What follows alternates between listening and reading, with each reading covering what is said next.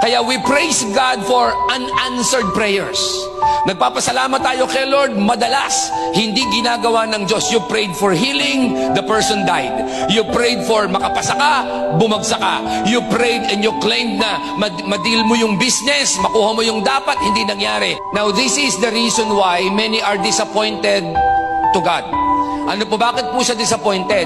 Kasi pag meron tayong gusto, hindi nangyari. Nag-pray ka, sana matuloy, hindi nangyari.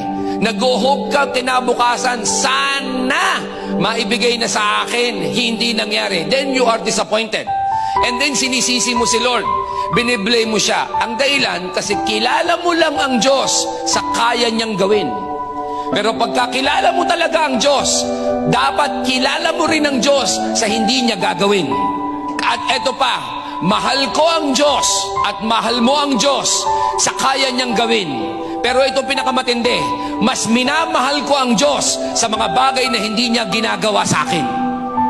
And because of that, I have learned the true meaning of trust. Na nagtitiwala ako sa iyo, Panginoon, hindi dahil sa gagawin mo. At nagtitiwala pa rin ako sa Lord kahit na hindi mo gawin. Kasi mas alam mo hindi ang better, ang alam mo ay ang best. Alam mo, ang hinihintay lang naman ng Diyos, sabihin mo sa Kanya, Panginoon, I still trust you, I still love you, I will still pray, I will still worship, and I will still serve. Kahit hindi mo ibigay, ang mahalaga, ikaw ang mahalaga sa buhay ko.